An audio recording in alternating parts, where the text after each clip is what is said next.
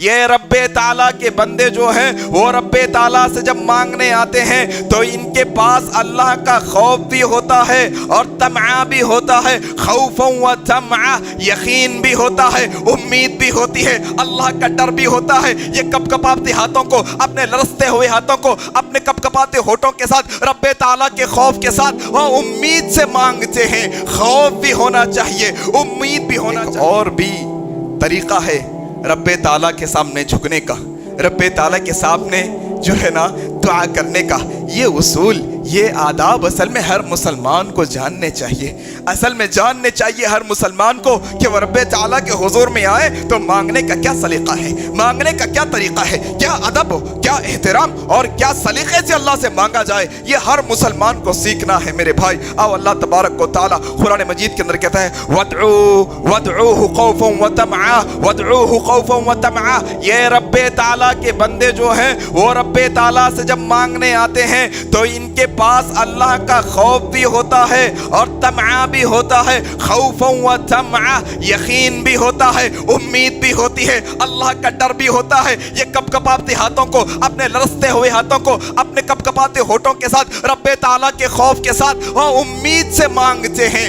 خوف بھی ہونا چاہیے، امید بھی ہونا چاہیے۔ اور کیا کہا اللہ تبارک و تعالیٰ، ادعوا ربکم تضرعا وخفیا۔ اور اللہ سے مانگنے کا ادب یہ بھی ہے کہ اللہ سے خفیہ خفیہ طریقے سے، چپکے طریقے سے، دل ہی دل کے اندر، ہونٹوں کو ہلائے بغیر، لوگوں کو بتائے بغیر، چیخے چلائے بغیر، آواز نکالے بغیر، تنے تنہا اکیلے اندھیرے کمرے میں اکیلے اللہ تبارک و تعالیٰ سے مانگا جائے۔ یہ رب تعالیٰ سے مانگنے کا طریقہ ہے کہ چپکے بھی جو اللہ سے مانگ لیتا ہے اللہ انہونی کو ہونی کر دیتا ہے، اللہ لا علاج بیماریوں کا علاج بتا دیتا ہے، اللہ بڑی بڑی مصیبتوں سے نکال دیتا ہے۔ یہ کون ہے دیکھو آپ، یہ اللہ کے نبی ہے، یہ زکریا ہے، یہ زکریا علیہ السلام ہے۔ ان کے بارے میں آتا ہے یہ 80 سال کے ہو گئے، 90 سال کے ہو گئے، بڑھائی کا کام کرنے والے ہیں۔ کیا ہوا؟ اولاد نہیں ہے، چپکے دل کے اندر دعائیں مانگ رہے ہیں، اللہ ایک اولاد عطا فرما دے، اللہ ایک اولاد عطا فرما دے۔ کیا عمر ہے؟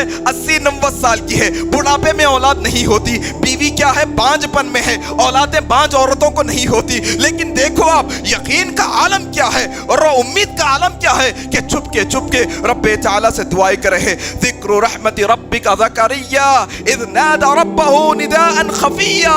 وہ خفیہ طریقے سے اللہ کے وہ نبی وہ زکریا علیہ السلام مانگ رہے ہیں، اللہ اولاد عطا کر دے، اللہ تیرے لیے کوئی مشکل نہیں ہے، اللہ تیرے لیے کوئی ناممکن نہیں ہے، اللہ تو دینے والا ہے، اللہ خفیہ طریقے سے چپکے طریقے سے مانگ رہے ہیں۔ کیا ہوا؟ 80-90 سال کے بوڑھے کو، ایسی عورت کو جو بانجھ ہے، اللہ نے یحییٰ علیہ السلام کی خوشخبری عطا کر دی۔ اللہ اکبر۔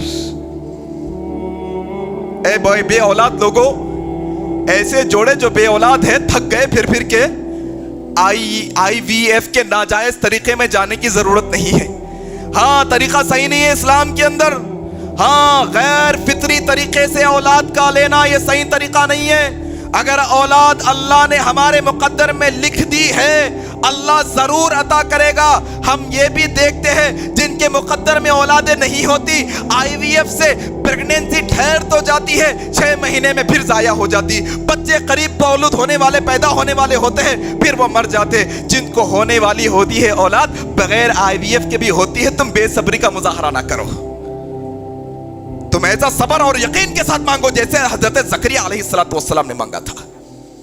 دے گا اللہ، ضرور دے گا اللہ تبارک و تعالی، ہاں وہ دے گا، اس کے خزانوں میں کسی قسم کی کوئی کمی نہیں ہے۔ چپکے مانگنے کی عادت ڈالو۔ ہاں ادعوا ربکم تضرعا وخفیا، چپکے طریقے سے مانگو اللہ سے، خاموشی طریقے سے مانگو، اللہ ضرور عطا کرے گا۔ دعائیں کیسے سنتا ہے اللہ؟ یونس کی دعا علیہ السلام کہاں ہے؟ کوئی وسائل نہیں، کوئی اسباب نہیں، کوئی سبب نہیں، کہاں ہے؟ بڑے سمندر میں مچھلی کے پیٹ میں ہے، کوئی سننے والا نہیں ہے، ہاں کوئی دیکھنے والا نہیں ہے، کوئی مدد کے لیے آنے والا نہیں ہے۔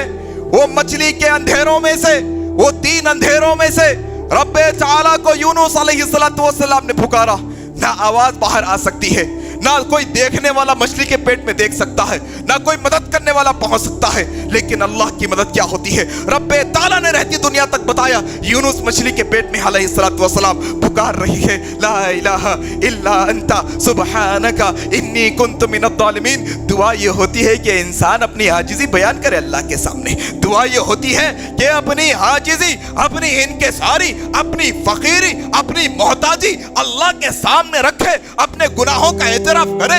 ये दुआ का अहम हिस्सा है। वो यूनुस अलैहिस्सलाम ने यही दुआ की थी, ला इलाहा इल्ला अंता सुब्हानका इन्नी कुन्तु मिनज़-ज़ालिमीन। अल्लाह तेरे सिवा कोई माबूद बरहक नहीं है। अल्लाह मैंने अपने जो है ना जान पर जुल्म किया है, मैंने अपने नफ्स पर जुल्म किया है। ये दुआ कर रहे हैं अल्लाह से। अल्लाह तबारक व तआला ने एक खूनखार मछली के पेट में से आपको जिंदगी वापस अता की। तुम दुनिया के छोटे मोटे मसलों के बारे में भाग रहे हैं, छोटे छोटे मसाइल के बारे में परेशान और उलझे हुए हैं। नहीं, अल्लाह निकालेगा, अल्लाह मसलों में से निकालेगा आपको और मुझको।